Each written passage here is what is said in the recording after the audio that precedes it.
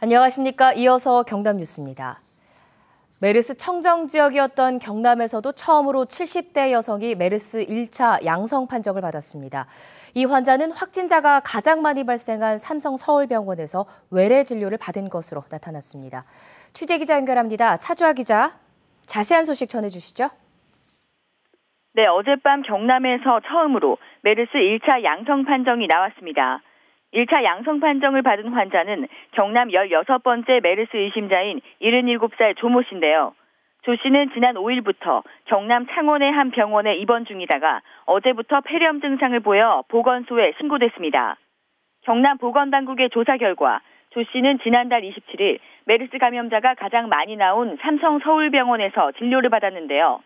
대다수 감염자와 달리 조 씨는 응급실이 아닌 이 병원 정형외과 외래 진료를 받았고 약 40여 분 동안 머문 것으로 알려졌습니다. 이후 조 씨는 승용차를 이용해 창원의 자택으로 이동한 뒤 지난 5일 창원의 한 병원에 입원했다가 어제 폐렴 증상을 보인 것으로 확인됐습니다. 경남 보건당국은 조 씨를 국가지정병원으로 이송해 격리하고 가족들에 대해 자가 격리 조치를 내렸는데요. 보건당국은 또 조 씨가 어제까지 닷새 동안 입원해 있던 병원 의료진과 같은 시기 입원하거나 치료를 받은 환자와 방문객을 확인하고 있습니다. 보건당국은 조 씨에 대해 메르스 2차 검사를 의뢰하고 결과를 기다리고 있습니다. KBS 뉴스 차주아입니다. 창원시가 자체적으로 감염병 위기 수준을 심각 단계로 올리고 메르스 대책본부를 운영합니다. 창원시는 어제 시청에서 유관기관과 함께 메르스 대책회의를 열고 어제부터 시장을 본부장으로 하는 메르스 대책본부를 꾸려 24시간 운영에 들어가기로 했습니다. 창원시는 특히 의사회나 지역병원 등과 함께 의심자가 발생하면 신속하게 대응하고 정확한 정보를 주민들에게 알려 불안감을 줄이는 데 힘쓰기로 했습니다. 무상급식 중단 사태를 해결하기 위해서 어제 도의회와 도청, 교육청 간 3자 회의가 열렸습니다. 하지만 입장차만 확인한 채 회의는 소득 없이 40분 만에 끝났습니다. 송현준 기자입니다. 무상급식이 중단된 지 석 달 만에 도청과 교육청, 도의회 관계자가 한자리에 모였습니다. 경남도 의회가 제시한 무상급식 중지안을 두고 양 기관의 합의를 도출하기 위한 자리입니다. 국민들이 무상급식 문제로 많은 필요가 있는 교육 현장의 혼란이라든지. 무상급식 중단 이후 처음으로 자리를 함께한 도청과 교육청은 조심스러운 반응을 보였습니다. 원장님께서 이 차원에서 양기관에 불러서 중재 노력하신 것이 대단히 감사하게 생각합니다. 도청과 교육청의 관계보다는 우리 도민을 보고 학생을 보고 학부형을 보고 우리가 대화를 좀 진지하게 나눠줬으면 합니다. 약 40분 동안 진행된 첫 회의에서 경상남도는 소득별 선별적 무상급식을 교육청이 수용하는 것을 전제로 급식 감사를 도의회에 일임할 수 있고 재정 분담 비율도 논의하겠다는 입장이고 경남교육청은 올해는 지난해 수준으로 무상급식을 하고 내년부터 사회적 합의기구를 통해 급식 방법과 대상을 결정하자고 주장했습니다. 이 기간만이라도 제발 좀 상대방을 자극하고 하는 그런 말들 좀 하지 말아달라, 참아달라. 다음 회의는 오는 금요일 다시 열릴 예정입니다. 다음 회의에서는 도청과 교육청의 팽팽한 입장 차이를 어느 정도 조율할 수 있을지 회의 결과가 주목됩니다. KBS 뉴스 송현준입니다. 진주시 한 아파트 단지에서 갓난아이 시신이 발견돼 경찰이 수사에 나섰습니다. 어제 저녁 6시쯤 진주시 신안동의 한 아파트 화단에서 갓난아이가 옷에 쌓여 숨져 있는 것을 경비원이 발견해 경찰에 신고했습니다. 경찰은 아파트 주변 CCTV를 확보해 정확한 사건 경위를 조사하고 있습니다. 창원시와 창원대학교가 어제 산업의과대학 설립을 위해 협력하기로 했습니다. 두 기관은 지역의 우수인재 정착을 유도하고 의료 환경 개선을 위해서 산업의과대학이 필요하다는 데 공감하고 유치를 위해 공동 협력하기로 했습니다. 산업의과대학은 산업보건의를 키우는 특화된 의과대학입니다. 김해시의회가 3개 나전지구 아파트 개발 특혜 의혹에 대해 행정사무조사를 추진합니다.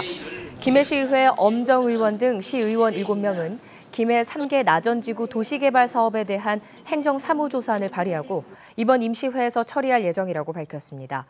박연차 회장의 태광실업 회사 소유의 땅 3개 나전지구 25만 제곱미터에 임대아파트 3,200가구를 짓도록 김해 씨가 이 일대를 주거용지로 용도 변경을 추진하자 특혜 의혹이 일고 있습니다.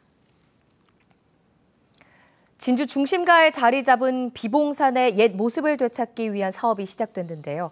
이 도시 생태숲인 비봉산 복원 사업의 성공을 위해선 시민들의 적극적인 참여가 필요합니다. 보도에 황재락 기자입니다.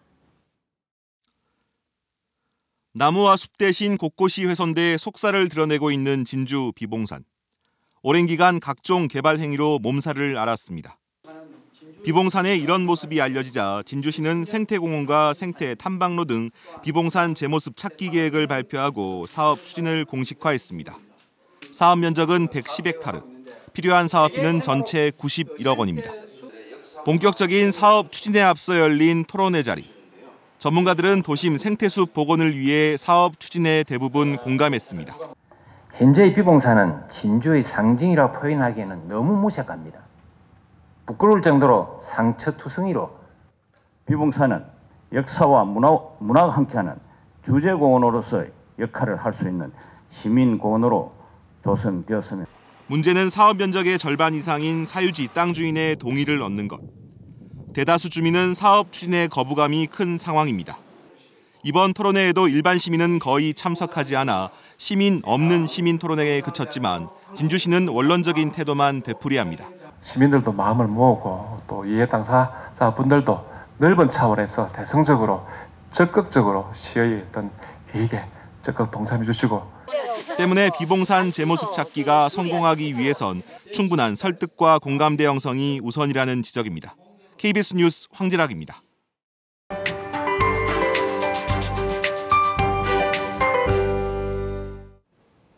현재 창원을 비롯한 남해안 지역으로 비가 내리고 있습니다.